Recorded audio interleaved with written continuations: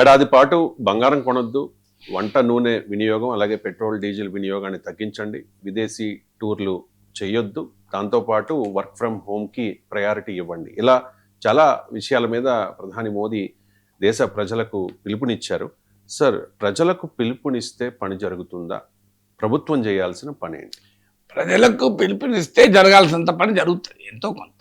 ఏమీ జరగదని అనలేనప్పుడు మోడీ చాలా కరిష్మాటిక్ లీడర్ కనుక మోడీ పిలిపిస్తే కొంతమంది ఫాలో కావచ్చు, నేను కాదని అన్నప్పుడు గివప్ అని చెప్పి గ్యాస్ సబ్సిడీ, ఎల్పిజి సబ్సిడీని వదిలేయంటే చాలా మంది వదిలేశారు. కానీ నేననేది ఏంటంటే పరిష్కారము ప్రజల త్యాగమే కాదు, ప్రభుత్వం ఏం చేయాలన్నది ఆలోచించాలి. ఇప్పుడు ఉదాహరణకు గోల్డ్ ఉంది, గోల్డ్ మీద ఒక ప్రాబ్లం ఉంది. అది గోల్డ్ ఇంపోర్ట్ డ్యూటీ పెంచే గతంలో గోల్డ్ వినియోగాన్ని డిస్కరేజ్ చేస్తున్న ప్రయత్నం చేశారు. కానీ ఏం జరిగింది, మీకు గోల్డ్ మీద ఇంపోర్ట్ డ్యూటీ పెంచితే గోల్డ్ స్మగ్లింగ్ పెరిగింది. సో స్మగిల్డ్ గోల్డ్ పెరిగింది.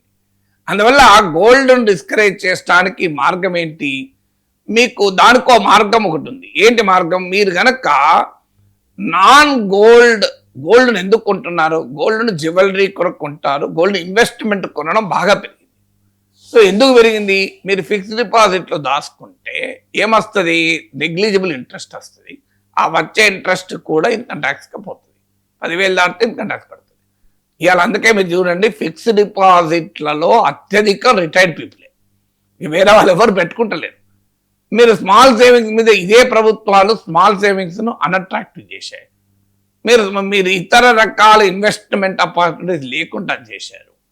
మీరు ఏది గోల్డ్లో ఇన్వెస్ట్ చేయొద్దు అంటే ప్రజలు ఎట్టుకుంటారు, create more avenues for investment. ఆటోమేటిక్గా గోల్డ్ను ఇన్వెస్ట్మెంట్ కొనేవాళ్ళు కొనకుండా అక్కడ పెట్టుకుంటారు.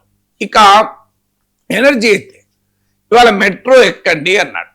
నేను అదే క్వశ్చన్ ఏంటంటే, దేశంలో పబ్లిక్ ట్రాన్స్పోర్ట్ ఎక్స్పర్ట్ చెప్పేది 70% ఆఫ్ ద పీపుల్ నగరంలో పబ్లిక్ ట్రాన్స్పోర్ట్ వాడితే ఆ నగరం పర్యావరణ పరంగా సురక్షితంగా ఉంటుంది, ట్రాఫిక్ ఇక్కట్లు ఉండవు. ఇప్పుడు మన దగ్గర ఎంత ఉంది, ఇండియాలో 20-30% మించే లేదు. సో వై నాట్ 12 years తర్వాత దేశంలో పబ్లిక్ ట్రాన్స్పోర్ట్ ఇన్సెంటివైజ్ చేయండి. ప్రతి రాష్ట్ర ఆర్టీసీకి 10,000 కోట్లు ఇవ్వండి.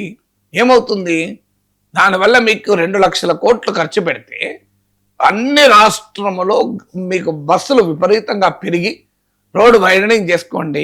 లాంగ్ టర్మ్ ప్లాన్ ఇవ్వలే కాకపోవచ్చు, లేదు మెట్రో ఇవ్వండి. మీరు విజయవాడ విశాఖపట్నం మెట్రో ఎందుకు శాంక్షన్ చేస్తారు, ఎందుకు కేంద్ర ప్రభుత్వం ఇస్తలేదు? ఉదారంగా ఎన్నికలు ఉన్నప్పుడు బెంగళూరుకి ఇచ్చారు కదా, ఎన్నికలు ఉన్నప్పుడు కొచ్చిన్కి ఇచ్చారు కదా. ఆంధ్రప్రదేశ్లో మీకు అవసరం లేదు, ఎట్లాగో ఓట్లు పడతాయి కనుక 25 మంది ఎంపీలు మీ వాళ్ళే కనుక ఇవ్వరు కదా విజయవాడకు విశాఖపట్నానికి. మా ఆంధ్రప్రదేశ్ నేతలు ఎవరు అడగరు కదా ఎలాగో. సో అందువల్ల మరి విజయవాడ విశాఖ మెట్రో ఇవ్వండి, సంతోషం కదా. అందువల్ల మీరు ఎంఎంటీఎస్ ఎక్స్పాండ్ చేయండి, మెట్రో లేని చోట చిన్న గుంటూరులో ఒక ఎంఎంటీఎస్ ఇవ్వండి, తిరుపతిలో ఎంఎంటీఎస్ పెట్టండి. పబ్లిక్ ట్రాన్స్పోర్ట్ స్ట్రెంథన్ చేసే పాలసీస్ అనుసరిస్తే మీకు ఆటోమేటిక్. నేను ఇంకోటి చెప్తాను, పబ్లిక్ ట్రాన్స్పోర్ట్ సింపుల్. ఇప్పుడు ఆర్టీసీ పెద్ద ఎత్తున డీజిల్ కొంటుంది, డీజిల్ కోమో డీలర్లకు ఇచ్చే డిస్కౌంట్ ఇవ్వమని ఆర్టీసీ ఎప్పటి నుంచో అడుగుతాం. మీరు డీలర్కు డీజిల్ ఎంత డిస్కౌంట్ ఇస్తారో ఆర్టీసీ బల్క్ కన్స్యూమర్కి ఇవ్వండి. ఇప్పటివరకు కేంద్రం ఇవ్వదు. ఎందుకు ఇవ్వకూడదు దీనికి? మీరు ఏ రేట్కి అయితే మీరు డీలర్కు ఇస్తున్నారో ఆ కమిషన్ మీరు ఆర్టీసీకి ఇవ్వండి. ఇవ్వరు. అంటే పబ్లిక్ ట్రాన్స్పోర్ట్ స్ట్రెంథన్ చేసే పనోమ చేయరు. పబ్లిక్ ట్రాన్స్పోర్ట్ ఇప్పుడు ఎలక్ట్రిక్ వెహికల్స్ కేంద్రం రాష్ట్రాలకు ఇచ్చింది, ఇచ్చి ఏం చేసింది, ఒక్కొక్క బస్సు 1 కిలోమీటర్కు 32 రూపాయలు ఎక్కువ కడుతుంది ఆర్టీసీ. ఆర్టీసీ పెట్టే ఖర్చు అరౌండ్ 60 ఉంటే ఇంకో 20-30 రూపీస్ ఇప్పుడు ఎక్కువ ఇవ్వాల్సి వస్తుంది ఆ ప్రైవేట్ వాళ్ళకు. మీరు ఇది పబ్లిక్ ట్రాన్స్పోర్ట్ కాస్ట్లీ చేస్తుంది కదా. ఎంతమంది హ్యాండ్ఫుల్ ఆఫ్ ప్రైవేట్ కాంట్రాక్టర్ల కొరకు పబ్లిక్ ట్రాన్స్పోర్ట్ కాస్ట్లీ చేసి మళ్ళీ మెట్రో ఎక్కండి, కార్పూలింగ్ చేయనట్టు ఎట్లా? మీరు పబ్లిక్ ట్రాన్స్పోర్ట్ స్ట్రెంథన్ చేస్తే ఆటోమేటిక్గా తగ్గిపోతుంది కదా మిగతావి. సో అది చేయరు. పోనీ మీరు వర్క్ ఫ్రమ్ హోమ్ అన్నారు, సంతోషం. మీరు కార్పొరేట్ కంపెనీలకు ఇన్సెంటివైజ్ చేయండి. వర్క్ ఫ్రమ్ హోమ్ చేసిన వారికి ఏదో రకంగా ఇన్సెంటివ్ అయినా చేయండి, మ్యాండేటరీ అయినా చేయండి. కనీసం మ్యాండేటరీ చేయలేకపోతే ఇన్సెంటివైజ్ చేయండి. ఎందుకు వర్క్ ఫ్రమ్ హోమ్ చేయరు? దానికి ఆన్సర్ లేదు కదా. సో వర్క్ ఫ్రమ్ హోమ్ అని మనం ఇప్పుడు నా చేతులు ఉంటుందా, మన చేతులు ఉంటుంది కదా. ఇప్పుడు ఎంప్లాయ్ ఒక సాఫ్ట్వేర్ ఉద్యోగి ఉన్నాడు, సాఫ్ట్వేర్ ఆ కంపెనీ వాళ్ళు తప్ప ఆయన ఏం చేస్తారు? వర్క్ ఫ్రమ్ హోమ్ సాధ్యమవుతుందా? ప్రైమ్ మినిస్టర్ పెరేడ్ గ్రౌండ్స్ లో ప్రజలకు చెప్తే ఎట్లా వర్క్ ఫ్రమ్ హోమ్ చేయమని? ప్రజలు ఎట్లా చేయగలుగుతారు? ప్రజలు always ready work from home కు. ఇవ్వాల్సింది కంపెనీ కదా అవకాశం, చెప్పాల్సింది సిఐఏ మీటింగ్ లో కదా, చెప్పాల్సింది NASSCOM, national association of software and service companies meeting లో చెప్పాలి. పెరేడ్ గ్రౌండ్ లో ప్రజలకు చెప్తే ఏం చేస్తారు? వాళ్ళు రెడీ వర్క్ ఫ్రమ్ హోమ్ కు. మీరు వర్క్ ఫ్రమ్ హోమ్ ఆల్రెడీ కానీ చేయరు కదా. వర్క్ ఫ్రమ్ అందరూ చేయలేరు కానీ అట్లీస్ట్ కొందరు చేయగలుగుతారు కదా కొన్ని కంపెనీలైనా.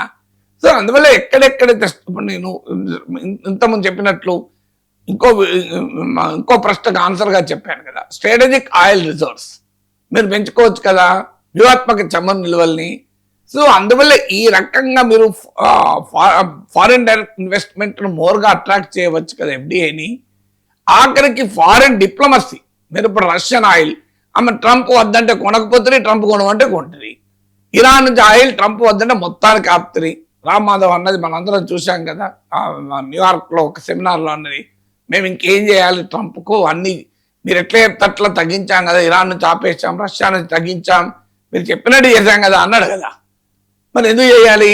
మేము ఇరాన్ నుంచి కొంటాం, ఎందుకు కొనకూడదు? చైనా కూడా కొంటాడు కదా. మింగేస్తాడా వచ్చి ట్రంప్ వచ్చి మన మీద మిసైల్ ప్రయోగిస్తాడా? ఏం చేస్తాడు మనకు? మనం ఏమనకపోయినా 18% ట్యాక్స్ వేసిండు, ఇంకే కొత్తగా ఏం చేస్తాడు?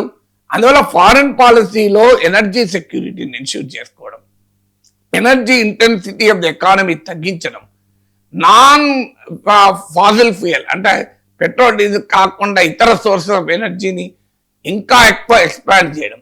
సో ఈ పనులు చేస్తే నీకు ఆటోమేటిక్గా మీకు ఎనర్జీ ఒక సెక్యూరిటీ వస్తుంది కదా.